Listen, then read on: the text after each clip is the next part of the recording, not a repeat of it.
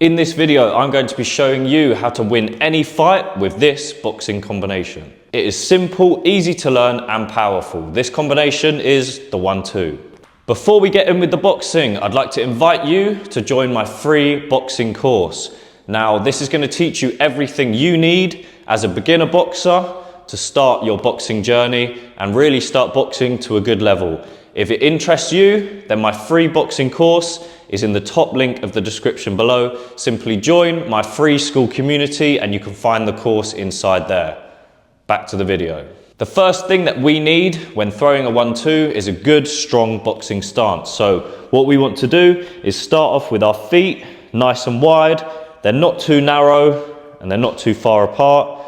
We want them about this. So if you imagine I've got a triangle, my front foot is going to be on the top and my back toe is on the bottom of the triangle. So I'm nice and balanced from both directions.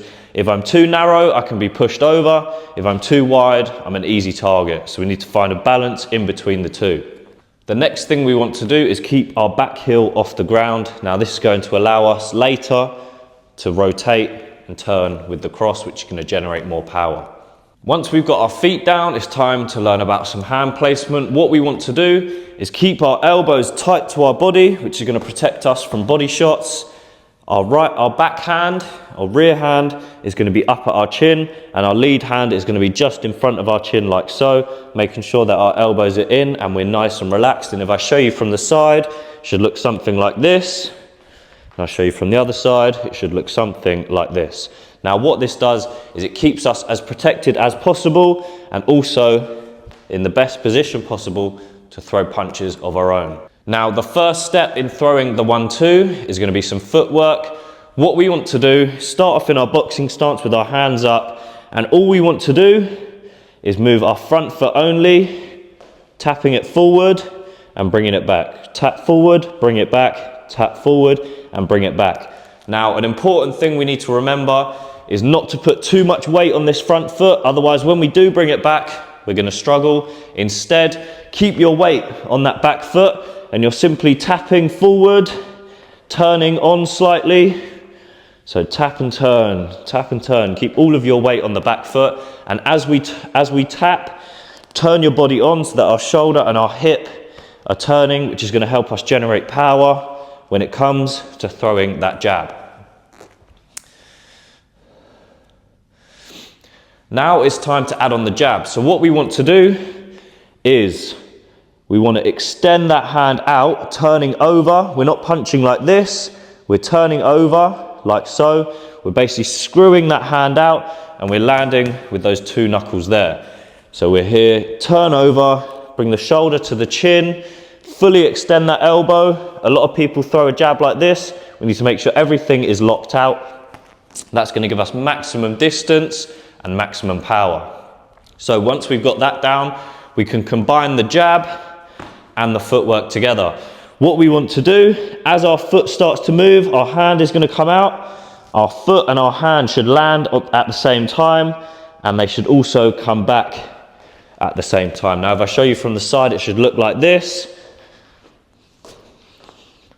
Now because we're turning our body on, we're in a nice position, nice and strong. Everything should be straight and it comes back at the same time. And it's very important that the hand we're not punching with, in this case our rear hand, stays in that nice strong position. Also after throwing that jab, the lead hand that we're throwing the punch with should also come back to our boxing guard, which means we're in the safest position possible.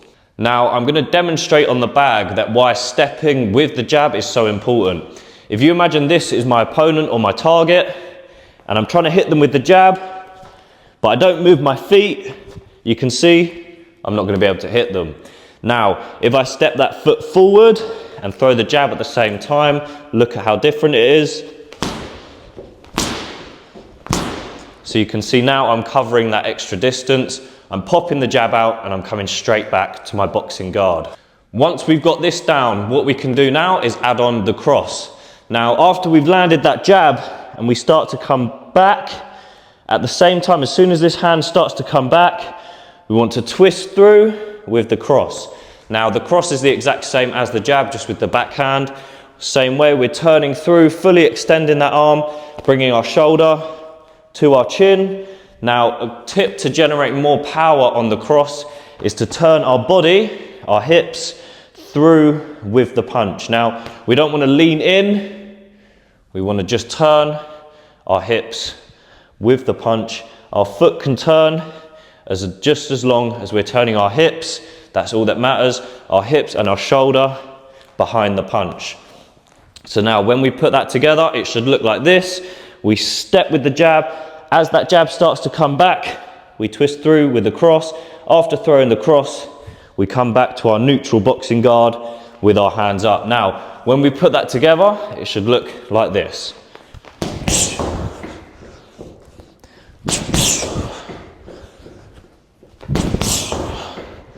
And you can see how quick, easy, and effective this combination can be.